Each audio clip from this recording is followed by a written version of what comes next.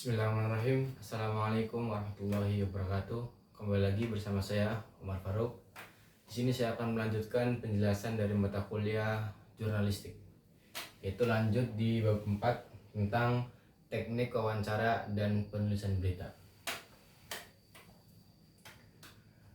Nah, di dalam teknik wawancara dan penulisan berita, di dalamnya ada materi pembelajaran. Apa aja dalam materi pembelajaran? Yaitu ada satu metode pengumpulan data yang paling penting dalam berbagai bidang, termasuk jurnalisme, penelitian, rekrutmen, dan riset pasar. Tujuannya apa sih? Tujuannya adalah untuk mendapatkan informasi, pandangan, atau klarifikasi langsung dari narasumbernya. Dalamnya ada wawancara. Nah, wawancara ini dalamnya ada satu, yaitu persiapan wawancara. Nah, tahap persiapan itu fondasi keberhasilan dari wawancara. Karena dalam pengaturan logistik tuh di dalamnya ada riset mendalam, yaitu yang memahami latar belakang narasumber, jabatannya apa, keahliannya apa, riwayat hidupnya apa, ya terkait topik yang ingin dibicarakan. Contohnya, jika akan mewawancarai seorang ekonom tentang inflasi, saya tahu pandangannya sebelumnya, kebijakan pemerintah terbaru, dan data inflasi terkini. Terus ada perumusan pernyataan, isinya membuat daftar pernyataan yang logis, terstruktur, dan relevan. Mulai dari pertanyaan umum ke spesifik. Hindari pertanyaan yang bisa dijawab ya ataupun tidak gitu. Menghindari jawaban-jawaban yang hanya singkat dan padat. Contohnya pertanyaan pembuka, Bapak atau Ibu, bagaimana pandangan Anda mengenai perkembangan ekonomi global saat ini?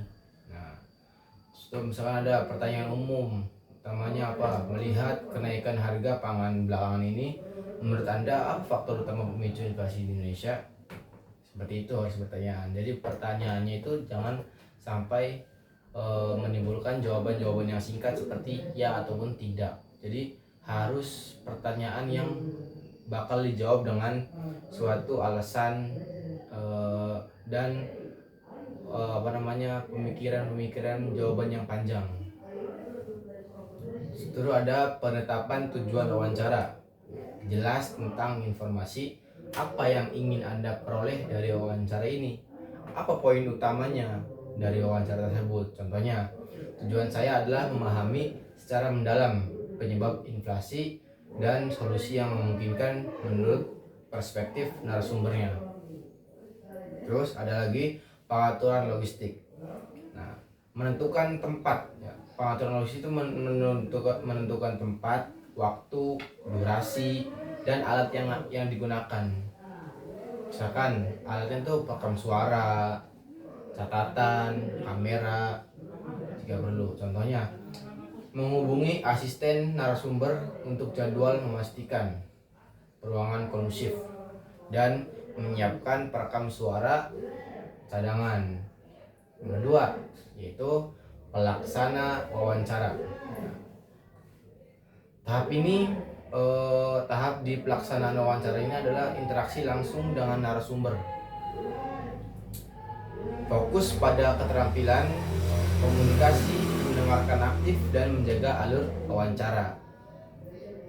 Tentunya pembukaan yang ramah isinya, mengucapkan salam, memperkenalkan diri, menjelaskan kembali tujuan wawancara, dan memberikan gambaran singkat tentang bagaimana wawancara akan berjalan, bangun rapor.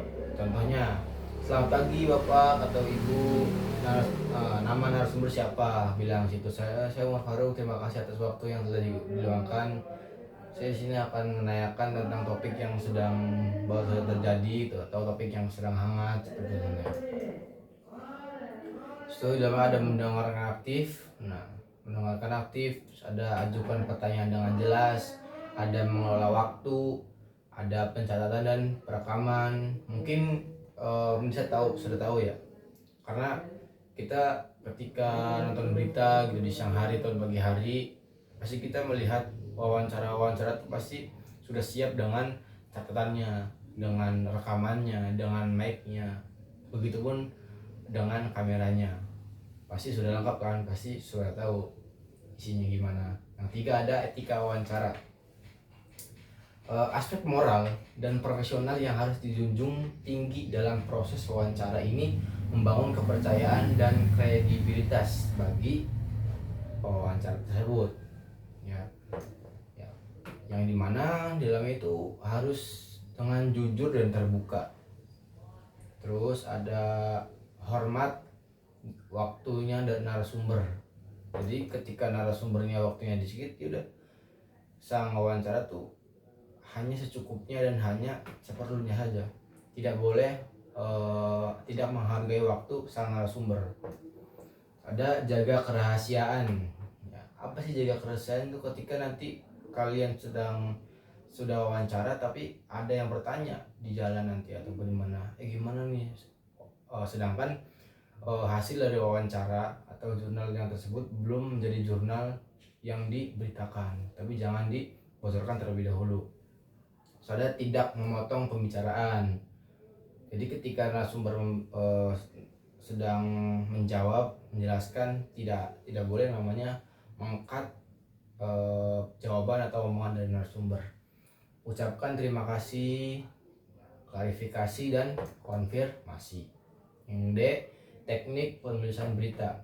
Nah, penulisan berita memiliki kaidah dan gaya tersendiri yang membedakannya dari jenis tulisan lain seperti novel, seperti cerpen, beda. Nah, jadi tujuan dari penulisan berita itu ada tujuannya menyampaikan informasi yang faktual, secara cepat, jelas, ringkas, dan objektif kepada khalayak luas, masyarakat, dan lain-lain. Dua pilar utamanya ada penggunaan bahasa yang tepat dan kemampuan merangkum inti cerita dalam paragraf pembuka. Terus dalamnya lagi, di dalam teknik penulisan berita ini ada bahasa jurnalistik, yang dimana bahasa jurnalistik ini ada efektif, lugas, dan harus baku. Nah, bahasa jurnalistik itu gaya penulisan yang dirancang untuk menyampaikan informasi dengan efisiensi yang maksimal. Berarti harus menghindari ambiguitas, kebingungan, dan kata-kata yang tidak perlu dikeluarkan atau yang tidak perlu ditulis. Nah, di dalam bahasa jurnalistik yang pertama itu ada efektif. Ya, dimana apa sih efektif itu? Efisien, ya. Menggunakan kata-kata yang tepat untuk menyampaikan makna tanpa pemborosan kata. Lugas. Lugas apa sih lugas tuh? Unggas kah? Beda. Unggas itu hewan, unggas. Tapi lugas itu jelas dan langsung. Ya, jelas dan langsung. Contohnya apa sih? Bahwa Wali Kota mengumumkan seruan untuk menata kembali tata kelola kota yang terkesan carut marut. Contoh seperti itu. Tiga ada baku, ya. Itu baku itu sih, baku itu standar, ya, kata-kata yang baku atau standar yang mudah dipahami. Terus ada objektif. Apa sih objektif tuh? Objektif itu tidak memihak kemanapun. Nah, contoh pemerintah belum memberikan tanggapan terkait penanganan masalah ini.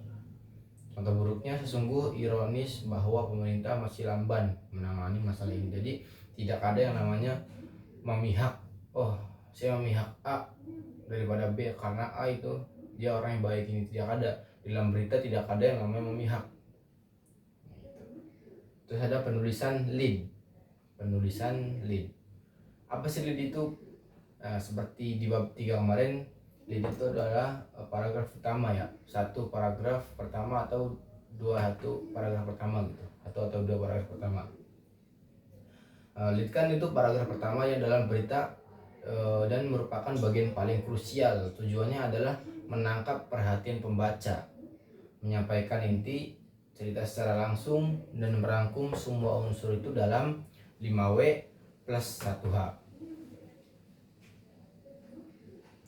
Ada karakteristik lead itu yang kuat tuh, yang ringkas, padat, menarik, faktual. Terus ada analisis unsur dalam list juga, itu unsurnya list itu kan 5W plus 1H yang kita udah tahuin ya. Mungkin cukup sampai di sini penjelasan dari bab 4 ini, yang dimana tadi kita sudah sedikit menjelaskan dari teknik wawancara dan penulisan berita. Mungkin cukup sampai di sini. Mohon dimaafkan apabila ada kata-kata yang salah. Wabillahi taufiq wal hidayah. Wassalamualaikum warahmatullahi wabarakatuh.